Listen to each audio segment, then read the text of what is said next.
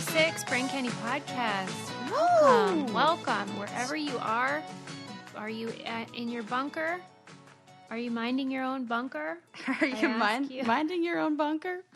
Oh, that's so How funny. are you, Sarah? Oh, I'm doing well. You know, just, again, trying to get things around the house done. I feel like I've rearranged my plants probably 500 times. How are your plants? Are they thriving? They're doing real well. It was touch and go for a while with my big, huge fiddle leaf tree because they don't like moving. They do not like moving. Mm-mm. And she lost a couple leaves. Aww. And when I had her outside for a bit, and then we had like a random windstorm the other day. And it was like a miracle. Like I put her on this. It is a her. I feel like it's her. Yes. I put her on this plant stand, like at nighttime, and I don't know what happened, but I woke up in the morning and it was off of the plant stand, like it had slid off, but landed perfectly upright and didn't hit any of the other plants when it fell. It was like a miracle. Aww. Because this plant could have tipped over and lost an entire branch or something because they're very fragile. So now she's been moved inside and under a window and is very happy and now sprouted 3 new little baby leaves and is yes, here's where I feel safe. How dare you put me out in the wind and in the cold? So now she's better. Well, yeah, because remember we learned how plants cry and... Right. They're fucking people. That's what they are. And so it was so funny. One of the leaves fell off, and Ren and I were out there, enjoying a glass of wine, just staring at the empty streets. And because we used to have balcony. We have a balcony, and we are over a very busy street where we usually do a lot of people watching, but there are no people to watch anymore. So now we just watch an empty street.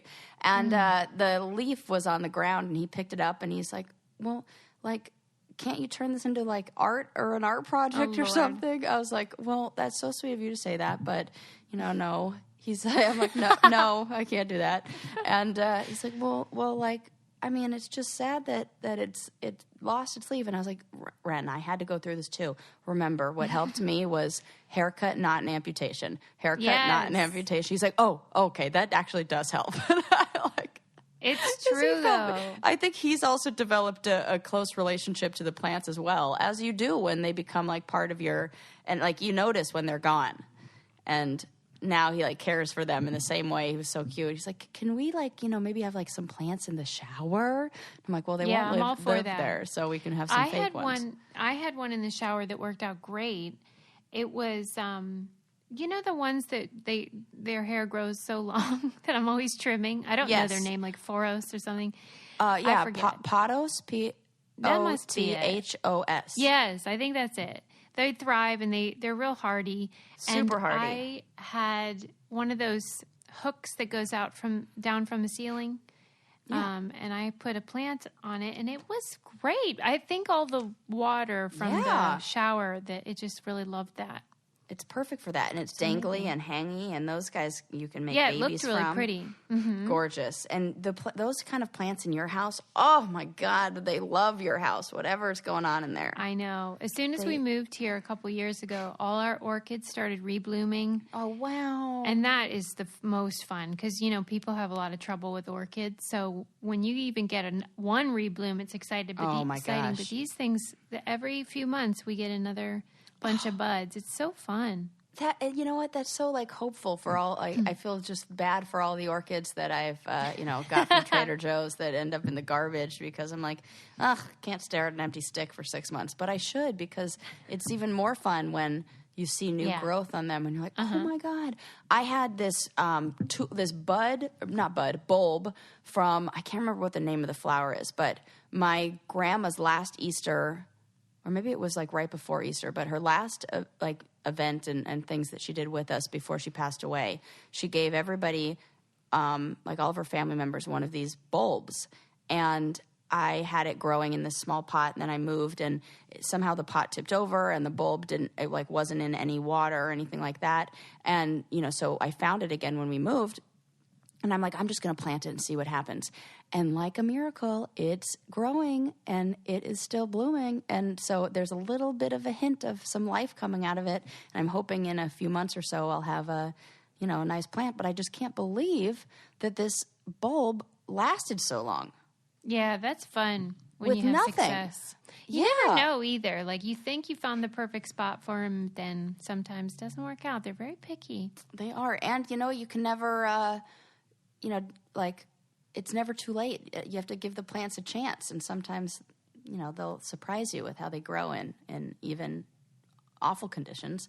And then some of them are like, as soon as the temperature changes 1 degree, they're like, oh, God, I can't take it. Quarantine has made us, really lean into our Golden Girls potential. Oh. We're becoming old ladies, basically. Oh, and that is what I've been binge watching. I was like, how did you know what I was binging this week?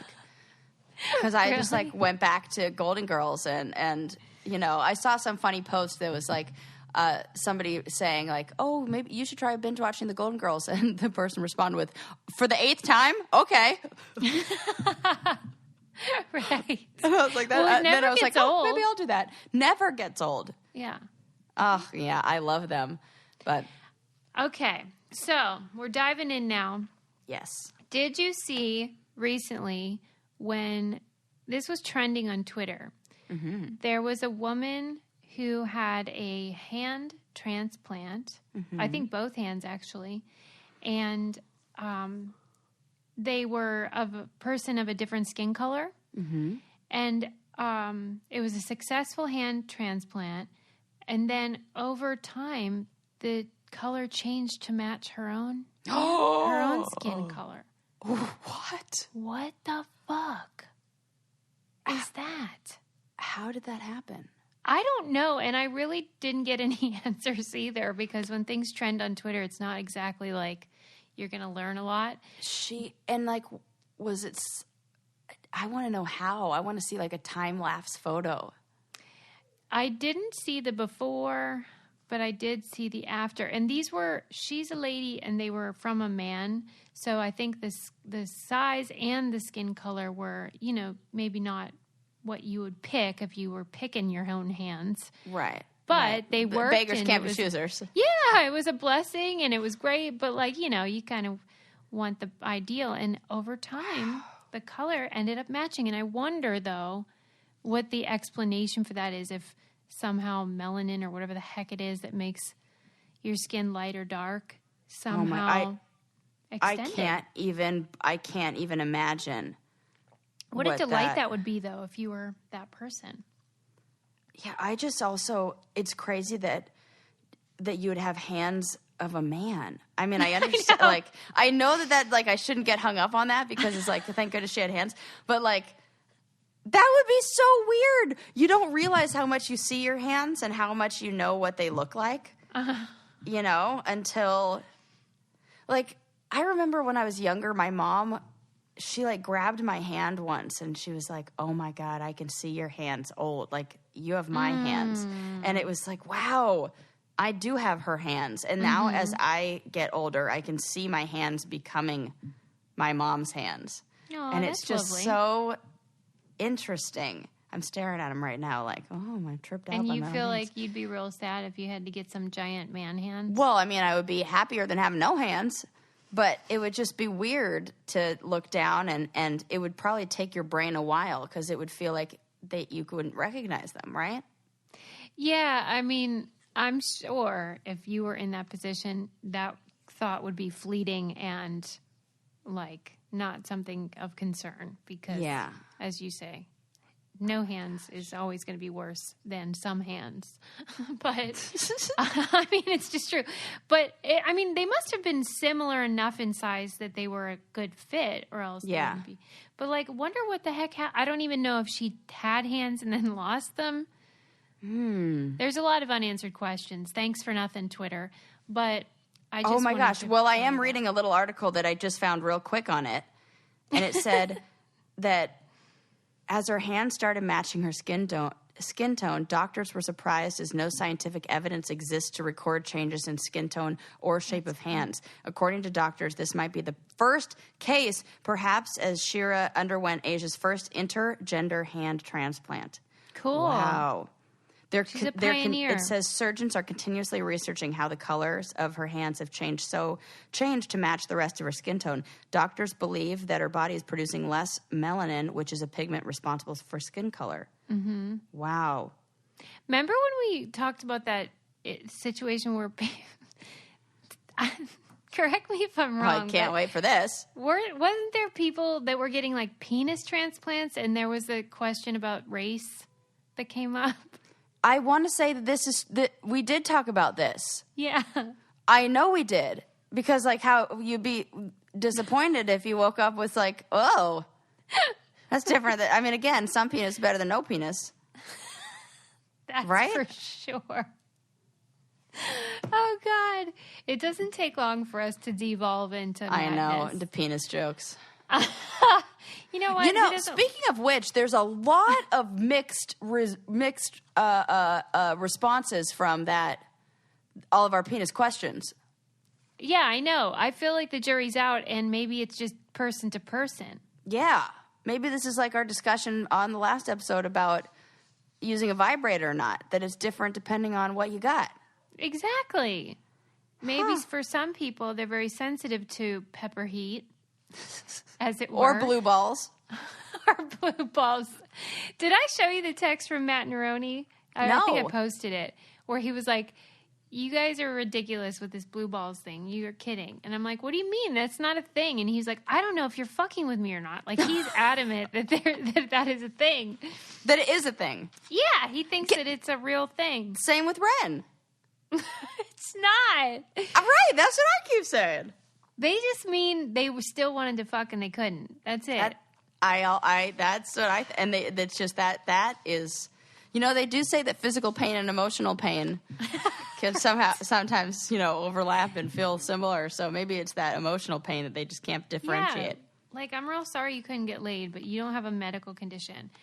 I would just like to take this opportunity, though, to say it is the perfect time in your life, if there was ever a time, to download Best Fiends. Oh, and play. Today is the day. Today's the day. Come on. You're bored out of your mind. You know it, and I know it. And this is entertaining and fun and challenging. There's puzzles.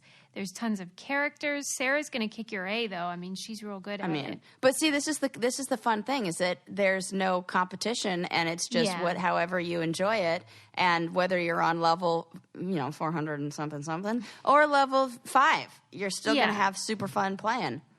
Yeah, that's the beauty of it. You can play it, too, like whenever you don't have Wi-Fi. Which means it's perfect no matter what your circumstances are, but especially for all of you people that are bored and going crazy in your houses, in your nests. This is a great way to keep your brain sort of active and challenged, but also super fun. Gosh, every time we talk about it, I want to play it. I figured you would have been in overdrive lately. No, maybe after your house gets. I try to just give myself little breaks during the day to play, so I never get bored of anything. That's smart. Well, here's the scoop on it. Best Fiends has thousands of levels already, and with new levels, events, and characters added each month, it's hours of fun right at your fingertips, and you can play offline even. With over 100 million downloads and tons of 5-star reviews, Best Fiends is a must-play. Download Best Fiends free on Apple App Store or Google Play. That's friends without the R. Best Fiends. There you go. What does fiend mean? Someone that's like super into something. Oh, yeah, that's an appropriate name. Yeah. That works. That works. Okay, so now I want to talk about how I follow this account on Instagram. I think it's called History's Cool Kids or something. Oh, and that's funny. They post, old pics and stuff. And do you hear my son? This is the so problem. Cute. We're on friggin' quarantine. History, let me find it. So they did a post recently that was really funny, and it was this guy. He looked basically exactly like you would imagine a school gym teacher, sitting on a chair holding up a Leonard Skinner album, and he looked like totally unamused. And the caption was, "This is Leonard Skinner, an American high school gym teacher, basketball coach, and businessman. In his hands, he holds the latest album made by his former students who went on to form the band Leonard Skinner." Oh, my gosh. They were inspired conspired to name the band after their gym teacher because Skinner had a strict policy against long hair. And it's great because they changed the spelling instead of Leonard Skinner. And, like, he was, like, not into it, as you would expect. I'm looking at this picture right now, and it is cracking me up. He looks exactly like everything that you described. I'm dying. I don't know why this is so funny, but this is hilarious. Like, it's such a clever idea, and the fact that they changed the letters so they wouldn't get sued. Oh, my gosh. But, like, he was stuck with it his whole life. And his son said, I think he kind of ate it up. He didn't like it at first. He had mixed emotions later, but I think he eventually liked it. Oh, my gosh. It's so great. It's so great.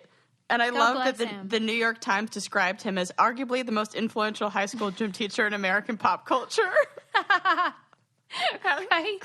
Oh, that's funny. I mean... And how great that, like... Those were his students, and they were like, fuck you, teacher. Fuck that guy. That's like the biggest, best middle finger, but like nobody's hurt. No, everybody wins. And when they interviewed him, he was like, look, I didn't make the rules. Like, they weren't allowed to have long hair. Like, he's tired of getting it. He's like, I wish I had long hair too, but couldn't. And he's sitting in this photo, like, smoking a cigar. Yeah, like, looks like he's about to record a podcast. He's, like, sitting with a mic in front of him. I mean, what that must have been like for him, because that happened in 1977, and he didn't die till 2010. So every fucking time he told someone his name, he had to talk about it. Oh, my gosh. Oh, that's so funny. That, you know what, I found this has been a good time to find hilarious Instagram accounts. Yeah. There's my new favorite. Oh my gosh, I saw this article. So this woman, her name is, oh my gosh, Amber Shares. I don't know if she was commissioned to do this or if she got the good idea to do this, but she was looking at reviews for national parks. And she saw that there were 0-star reviews. And she's like, why the hell would somebody give a national park a 0-star review? How bad could a national park be? So she's a graphic designer and illustrator, and she said, fuck it. And she made promotional posters for national parks based on quotes from the bad reviews. They're so fucking funny. Like, one of my favorites is the one for Yellowstone National Park. And it's like a kind of like they're really cool kind of mid-century modern style posters. And it's kind of like a mid-century modern abstract picture of the geyser or the like hot spring or whatever. And it says, save yourself some money, boil some water at home. Oh my God. And like, what is this one? Saguaro National Park. Okay, if you like cactuses. These are real though too. Yes, these are real. Zion, one of the quotes from a 0-star review that she turned into a gorgeous painting was, "Scenery is distant and impersonal." Oh no. Right? No. Then I don't even know how to say this. Cayuco Valley National Park. Very, very, very, very muddy. A lot of mud. So you can check all these out because they are hilarious. The 1-star review or 0-star reviews are just as funny, but the posts are amazing. And it's called Subpar Parks.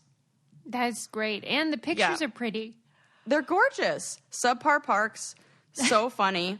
The Grand Canyon one, a hole. A very, very large hole. I mean, that's true. And it just cracks me up because and now they're being like bought up like crazy. People are going nuts for these and like, you know. That's great. Because wouldn't that be funny if you're like, I'm like super into Yosemite and I love the one, Yosemite's is like, what it says, Yosemite's was trees block the view and there are too many gray rocks. Shut up. Yes. Some of the most beautiful rock formations in the world. And they're like, too many gray ones. I mean, it's like I love it. True, but still, why? Why would someone do that? I just love people who are fed up with like too many gray rocks. But then I can imagine who's writing this, and I think about like how my brothers and I were when my mom would drag us to. If you had me at 12, give a Yelp review for the Uffizi Gallery in Florence. I would have been like, too many pictures of old people, and none of them are smiling, and there's too much shit on the walls. Yes. And that would have been hilarious. It's like, who's leaving these? If it's a 12-year-old being dragged to their family reunion, yeah, I bet they hate it. And let's face it, the reviews are accurate. It's just hilarious. Like, the Grand Canyon is just a big pit. It's just a big hole. And that was very, very, very muddy. Just too much mud. When Timmy, Biggie, and I went to the Grand Canyon, I don't know why we thought this was so funny, but some lady was like, look at that pile of rocks over there. Looks like a big pile of biscuits or something. I should have that and leave it on the fucking Yelp. You absolutely should. Looks like a big pile of biscuits or something. You know those pointy, like, kind of spikes, I guess you can call them, in Bryce Canyon? Yes. Somebody left a review of those. It said, too orange, too spiky. Too spiky. So that woman, too much like biscuits. Why the rocks over here look all like biscuits? I also found a really fun Instagram account. I think it's called Royalty Now, but it's a graphic designer who, she was looking at the historical figures, like if you look at a picture of Napoleon or Marie Antoinette or something like that. And, they're all contextual, so it's hard to relate because they are dressed all weird or they have those weird wigs or whatever. And so she makes them modern day looking. Cool. And it is so fun to look at because, like, when you look at Cleopatra and you're like, I mean, she basically looks like a Kardashian. Oh, my gosh. What's it called? It's called Royalty Now, I think. Royalty Now. Okay, cool. And, like, you think, because she's not just guessing either. She puts a lot of work into the dimensions and keeps them. Oh, damn. These are awesome. Yeah. Susie, you're sure. This is fun. Life. Yeah. These are excellent accounts.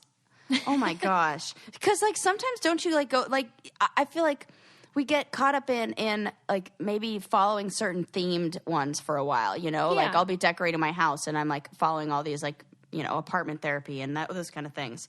Mm-hmm. And how you fun. Forget that there's something for every category. Yes. Oh my God. The one of Mona Lisa. Yeah. Fantastic. Right? Mm-hmm. Oh, I'm loving this. Ben Franklin, that totally looks like what he looks like. Yeah, and you start to think, these were real people, and I think it can really inspire, an interest in history because then it's not so far off. These are really, really good modern renditions of them. This person did put a lot. What's her name? Becca Saladin. Good job. Props to you, girl. Well, and also got a new follower. Props to Liquid IV because they are killing it. In this house, we have tons of the hydration multiplier in our house because we're in lockdown and we still need to hydrate. In fact, I was telling Sarah during this time, I am hydrating extra a lot because that's critical to prevention of bad things in your body. And Liquid IV tastes amazing. They have all different flavors. We get the acai berry. Yes. And it's great because you can take them in the car, put them in your purse, travel with them, whatever. And now they have the one that fights daily fatigue. It's an energy blend that keeps your energy up throughout the day if you're not going to have caffeine, which I have broken my caffeine ban during this time because we need our small pleasures. You definitely do. Yeah, you got to it's self-care. But this is a great option too. If you don't want to have tons of coffee or pop or whatever, you can do that. So you can get 25% off when you go to liquidiv.com and use code CANDY at checkout. It's 25% off anything you order on Liquid IV's website. Just go to liquidiv.com and enter promo code CANDY to save 25% and get better hydration and energy. That's liquidiv.com, promo code CANDY. Don't wait. Start fueling your adventures today. It's so handy to have. Mm-hmm. Mm-hmm. Okay, so we got you hooked up on your Instagram accounts now. That's always good. Yeah. Okay, next up. That would be like a nice little segment to throw in as I'm just like, brainstorming right on live on air. Because that's fun. Like, account of the week. I know. I mean, I noticed a lot of the Brainiacs started following the account that I follow for coronavirus coverage, and they are loving it. Because then they write to her, and then she posts screen grabs, and then I'll write to her, and I'm like, that's a Brainiac. I love it. It's so fun. Yep. That one's and called the Shut author. In outfits. Sorry. Shut-in outfits. So good. So good. I mean, that's how I stay updated. Yep. The author of our book club book just started following me. And because I put up a post about how much I love her book. Which one? Which book? And her name's Laura Geddes. And she wrote the Chasing the Sun book. Oh, fun. Yeah, so it's like connecting, so now that everybody's on social media all the time, connect to those people. And connect how you can. Yes. Okay. Now I want to talk about this story that I read in The Source magazine, and it was titled The Legend of the Biggie Belt. And that was about how in 1997 at The Source offices, Biggie Smalls. Are we talking like The Source as in the hip hop label? Like, yeah. Wow, Susie, look at you reading this. I was like, what is this? Okay, I love it. I know, I've made some real strides. Look at you. Well, I love anything about music history I'm into. And so this was right up my alley because in 1997, Notorious BIG went to The Source's offices for a photo shoot, and he accidentally left his size 52 belt behind. And he was supposed to come and grab it, but he was killed a couple weeks later. Mm-hmm. And so they have the person whose office it was hung the belt on the back of their door. And then every time the office would change hands, they would tell the next person, hey, this is a secret, but this is Biggie's belt. Wow. And you have to keep it up on the wall or the door, and you can't tell anybody. And it's changed 6 times, different people. And only now have we even heard about it because they felt like it was sacred and lovely. I love that. I love that they respected it enough to not sell it take it or that's so cool. I know. It was just this little thing where I was like, that's lovely. And I like when people kind of maintain a ritual or honor somebody in their own way. Like, who would think this gigantic ass belt hanging would mean something? But it does. And also I want to know, like, how it's hung, because I feel like that's huge. You know how, like, when you read something, you picture it in your head? Yes. So at this moment, I can't remember if I actually saw a picture of it or if I just imagined what it looked like. But the way that I have it in my head is just hanging from a nail on the wall. So yeah, that's kind of how I have it in my head, too. But then I think, how long is size 51? Is that 51 inches 52. Around? 52 inches? Yeah, I think it's got to be, right? Big, yeah. Because I know I've got my dog's leash that I hang up on a little hook, and I always have to double it up because it hangs down to the floor. And, like, in my mind, I'm like, is that annoying that it always drags on the floor when they open and shut the door? But I probably have figured that out. It bothered me, though, because it was plastic, basically. It was just like a crappy... I thought, why is this guy not wearing a nice leather belt? Well... Maybe that was like a look, like back in the day. There was those, maybe. I think for a while there were those like plastic like slide belts. I think Gucci came out with them for a bit. Okay, maybe that's what it was. You know? But I thought that was cute and a nice story. And yeah, I love that. Oh, I have a fun exercise we're going to do. Oh! Let me like an exercise where I have to move or what? Absolutely not. Those are my least favorite kinds of exercises. I knew that was going to be your answer. You're like, no. No what, chance. Am I crazy? I'm getting a sitter's high right now. Love that. Okay. This was on time.com, and it was posted on our Brain Candy Crush by Brainiac. The title is, Find Out What Your Name Would Be If You Were Born Today. So I'm going to put your name in, and we're going to see what you would be. Sarah, 1982, female, get my name today. Okay. Oh, 1986. Sarah, I put in Adams. I'm sorry. Yeah. 1986. And I believe my name was the sixth most common name. Let's see. So I'm going to take fifth. Okay, I'm going to take a stab at what I think the fifth most common name for girls is right now. Brooklyn. No, Sophia. Sophia! Sarah was the 5th most popular name in 1986. Today, her name would be Sophia. If you were born, this is my favorite part, though. Yeah. Before when I did it, I put in 1982 because I keep thinking you're the same age as Adam, which you are not. And at that time, it said that your 1950s name was Susan, and I fucking loved that. Oh! But now it's Deborah. Oh, Deborah. That would be my old name. Debbie. You know what?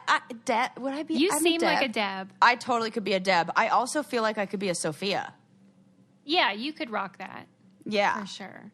That's interesting. What do you think your 1960s name would be?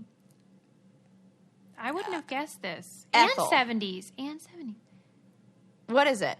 Kimberly. Kimberly? That sounds newer. Do you think? Kimberly, born in the 70s. Kim. Yeah, you know what? Because it would turn into Kim.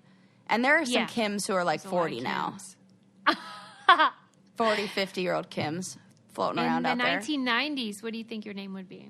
I would have said like Ashley or something. Well, that was my generation. Oh, so it's going to be a little bit, it's like, yeah, I would say like one of those like Madison or something like that. Oh, that's a good guess. It was actually Samantha. Samantha. Nice. That's funny because that's the name I gave every single cat I had the name Sam for like many years. So I could have definitely been a Sam. That seems like very fitting for me. Yeah. Or I was going to ask you, do you enjoy your name? You know, it's okay, but like sometimes when people say my name, like I feel like I don't, it's weird. I don't hear my name very often. What do you mean by that? I know that sounds weird, but I feel like I don't hear when there aren't a lot of times where people are like, "Oh, hey, Sarah." Like it's like you. Like I know that sounds weird. It does. But like Ren will just be like, "Hey, babe," and so that's like something like that. And then your mom calls you Bunny. My mom calls me Bunny, and then when I'm at work, nobody ever uses my name. Nobody ever says like, what the hell do they call you? Like, no, I just mean my clients, like when I talk to people, we're not. Yeah. I don't it's know. Not personal like that. It just doesn't feel like people, and I don't work at a kind of office where somebody needs to give me maybe when I was at school, yes, I heard it more. But, and I only am saying this because the other day Ren said my name, and I was like, that sounds foreign. Ooh, that's interesting. Like hearing my own name sounded weird. That's the only reason why I'm going into this big long story about like how I don't, because it made me think. Just the other day, I was like, when was the last time I heard somebody call my name? And when we call on the phone, nobody says like, "Oh, hi, Sarah." They just start talking. Yeah. And so it made me think like, when was the last time I heard somebody? It's usually when we record the podcast. What the heck? What? Really? No, I just can't believe this. Like, think about another time somebody would use my name. I can't think of one throughout the day. But that's not different for anyone else, though. Yeah, I guess. But if you worked with now I guess nobody's around a lot of people. But it just felt foreign and weird. Do you think I should use Susan or Susie? Ooh. I mean, my birth name is Susan, so. Go with Susan. Let's just try both. All right. Well, Susan was the 51st most popular name in 1979. It was already fucking dying out. They were like, this is a terrible name. And my name today would be, oh, God. What? Paisley. Paisley? This is okay, terrible. See, I could see you as a Paisley. What? That is the meanest thing you've ever said to me, Sarah. Why would you say that? Why do you think it's so mean? Because you know why. Because it's it just kind of seems like me. Airy. No, I feel like a Paisley would be like blonde and like like you kind of have almost like this like airy, like light quality to you. I don't know how to describe it. There are people Sarah. like. No, I really do think that Paisley has like Sam is like a hardy, solid, like she's sturdy. Hardy. Paisley is like, I'm just like I like you float from place to place, and you just are like, yes, it's more like I don't know, it feels like lighter and airier and like God versus like Sam. My 1950s name is Jane. I mean that's about right. I could see you as a Jane too. Yeah, Jacqueline is my 60s name, and Michelle is my 70s name. Let's see. If I were in your decade, I would be Julie. I mean, Julie. You don't seem like a Julie. But if I put in Susie, that's a whole different situation. What happens with Suze? Then I become the 543rd most popular name. Whoa! So then we got a big problem because I become... That's great. Alina today. You're definitely not that. Stupid. If you guys want to do this, which I highly recommend because we all have spare time and it's hilarious, it's a time.com baby popularity name thing. It's so fun. That's really, really fun. Who else can we play with? That's great. Yeah. Who else? You want to know Ren? Yeah, let's do Ren. What year was he born? 1992. Fucking 2. Okay. It's infuriating. Okay. I told him the other day, I was like, this is great because, like, I'm going to live forever, and women tend to outlive men by about 6 to 8 years. So, like, it's great. You guys are going to die on the same day, like minutes apart of a broken heart. Yeah. Okay, Ren was the 775th most popular boy's name in 1992. It's an unusual name. It is. His name today would be Ander. Ander. What if it just said Ren? Right. That would be the best. Very consistent. 1950s would be Emmanuel. 1960s would be Keenan. And 1970s would be Abdul. Okay. That's crazy that all of those, sound like ethnic names. Yeah. Like black names. Mm-hmm. Oh my gosh, that's really interesting. Isn't it fun? Is that like you get down to a certain point and then the names that become, because like... Yeah, they're less used. Interesting. Fun. Yeah, that's really cool. What's in a name? What would his Ren be? What would his Ren be? What would his name be right now? Right now is the Ander. Oh, Ander. That's right. Which is terrible. I like Ren better. Yeah, Another me too. thing I really like is when people save money on their credit cards by using Lightstream. Yes. I really love that. I'm sure you guys are feeling the pinch from everything that's going on, and it doesn't take long before those credit cards really pile up, and it can be very scary. And Lightstream is so handy because they have a better loan experience and will allow you to roll all your balances into one single payment, and then you get a really low fixed interest rate. Lightstream's credit card consolidation loans have rates from just 5.95% APR with autopay, and there's absolutely no fees. Apply today to get a special interest rate discount and save even more. The only way to get the discount is to go to lightstream.com/braincandy, lightstream.com/braincandy, subject to credit approval. Rate includes 0.50% autopay discount. Terms and conditions apply, and offers are subject to change without notice. Visit lightstream.com/braincandy for more information. Yes. Yeah, so that's fun, and people should try that. I love playing all of those, like, what does the name mean, and all that kind of stuff. Like, it's I love weird. knowing Why those do you things. think we all love that?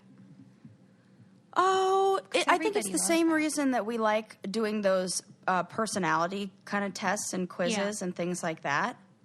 Do you think that people in collective cultures are less inclined to do stuff like that? Oh, my God. Excellent question. Because we're also obsessed over here with individualism. Probably. Yeah, I would imagine. You would be much more concerned about, like, that makes sense. Wow. I never thought about that. I'm just wondering. Because we are obsessed with it. We're always BuzzFeed quizzes. Which fucking friend are you? Or which whatever.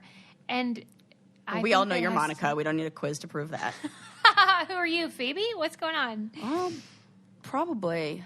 No, let me think. You're not. I mean, I could probably be Monica, too. You're kind of a mix, as everyone is. No, I'm Ross. Who are we kidding? You think? No, I don't know. Gunther. Stop. No, I'm Phoebe's brother who likes to melt stuff.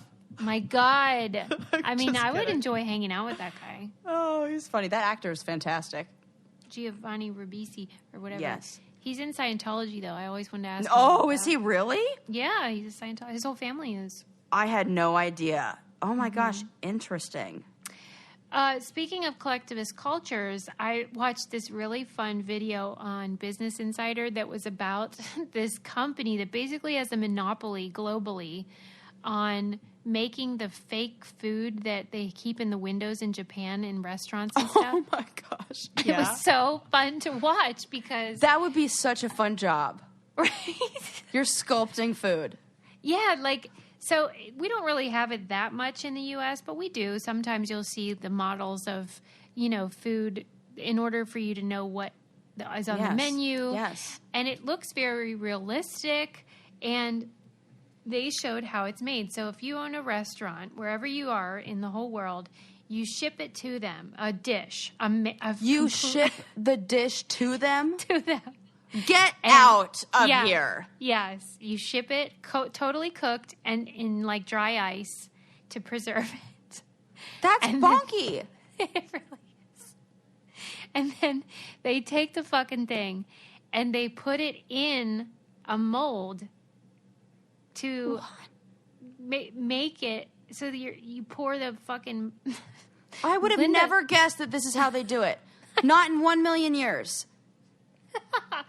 So they pour it in the mold, and then they get it out, and it, however they do it. And then it looks like it, but then they have an artist hand paint each piece. And it's painstaking work, and then I'm like, is this really the fastest way? I think it is if you want it to truly look like the real thing. And each restaurant, it would be different, so they have to have it look the same. And now that you say this, it really does look like all that food came out of a mold. Yeah. It's got that... Because they want all the minutia, the details of like, if it's a strawberry, they want to see every little pore and seed that the strawberry has. So that's how they do it. And then somebody paints it, and then they add like a sort of like a sheen on it. Yes. So that it glistens in the way that wet food really would. And boy, does it, because I've shared this story on here where I accidentally stuck my finger in a woman's ice cream because I thought it was fake. Do you remember that? No.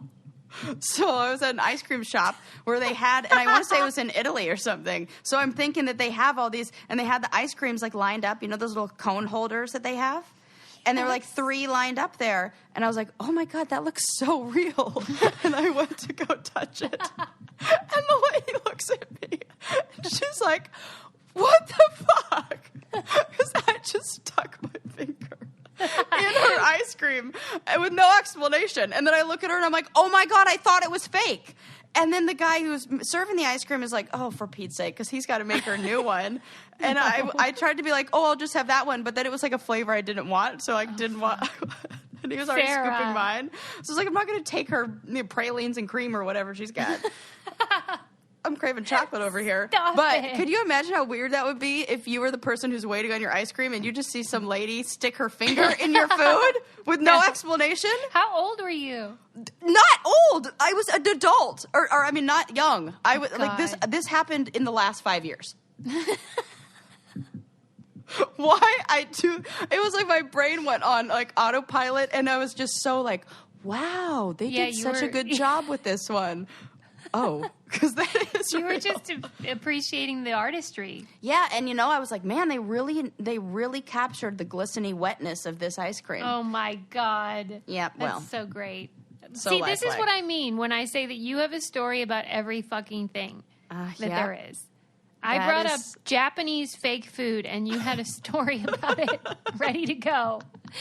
God, it's ridiculous. Oh my gosh! But you know what? I always thought with this food that I had the idea, because I do see this in like Japanese restaurants a lot, where they have like the sushi out on display, and it was my thought that things happened in the reverse, that it went the other direction, where there was a standard. It was almost like, this is what your food should look like. Here you can order all of these sushi things, and then we send you like the fake ones, and then your chefs better do the best job that they can to make it look like that, what it's supposed to look like.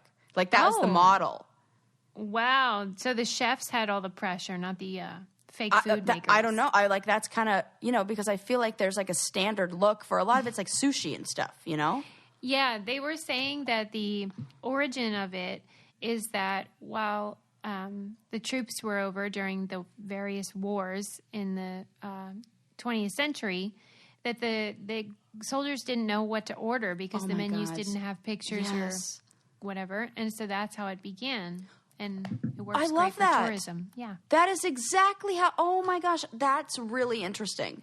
Isn't that that makes fun? total sense that's how, because printing like glossy, like the way we do now, that wasn't a thing. Yeah, and I don't enjoy that when it's on the menu, but it really does come in handy if you With the pictures? Yeah. Yeah, Oh, I because do like usually that. it doesn't look delish. I mean, let's be honest. Sometimes. Well, yeah. You're like salivating over those pictures? Well, some of them, yeah.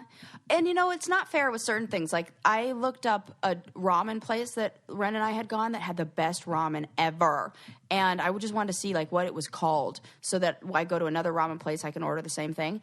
Yeah. And when I looked at the pictures, it didn't look appetizing at all. It was like brown soup. And I'm like, I wouldn't have ordered that based on the pictures at all. But it's like the best. In some plaster of Paris and call there it you a go. day. Throw some. Now they got that, like they throw the fancy stuff on top of it, and like the egg and all that, and like yeah. Now we're so talking. the pictures, yeah. Sometimes the pictures don't really do it justice. Yeah. And I made Indian food last night, and you would have thought it was terrible by how it looked, but it was really tasty. Yeah. Looks can be deceiving, Sarah. You've taught us a valuable lesson today. There you go. Thanks for coming to my TED Talk.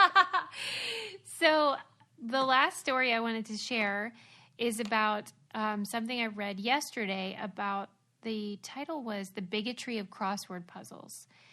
And I thought that we had covered pretty much every example of bigotry, patriarchy, and other unsavory social behaviors, but we have forgotten to cover the crossword industry. Well, I'm staring at my own crossword puzzle book right this second, so let's hear it. Ooh, I'm glad you were doing that while you're... I am. I've been trying to... Because there's like that desire to just pick up the phone and like, fill my time with that, and I'm trying to not do that, so crossword puzzle it is. But tell me how I have to be mad at these guys. Okay, so... Obviously, as with every industry, crossword puzzles have been dominated by men historically. And as a result, men remain the crossword editors. They have made some effort, especially USA Today, to diversify the people that they commission to make the puzzles. And it matters. If you have a woman or a person of color or a queer person making a crossword, they're going to choose different clues than a white, straight, old man. Yes. And so the article was describing the difficulties a lot of these crossword constructors have when they submit their crossword puzzle, because male topics, things that are, historically masculine like sports, are considered general interest, whilst feminine ideas are considered niche. Sports is considered general interest? Anything masculine is considered general interest, while things that are kind of stereotypically feminine or, African American or whatever are like considered like a niche thing, so you can't include too many of them or they'll tell you to stop it. So, for example, like somebody wanted to use Marie Kondo, which to me is a household name. Yes. Not this gendered. Is totally fair to put in a crossword puzzle. And the editor said, she's not well known enough and has a, quote, strange last name. Oh, my God. Furious. That's stupid. And like one of the clues had an answer that was gay erotica.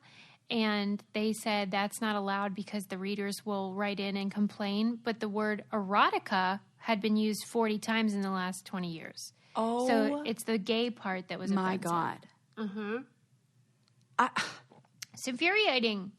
That really is. And I remember I watched some documentary. I want to say it might have been that documentary Wordplay, or it was one on like the crossword puzzle competition, something like that. It was a documentary about crosswords. I know there's a few out there, but I remember there being, or maybe it was like a Vice episode or something like that I saw, but I remember them talking about the crossword competition and how there was one African-American guy who's been doing really well, and he's younger, and he started writing a lot of these, and he's making an effort to change that and include things like rap references and like hip hop references.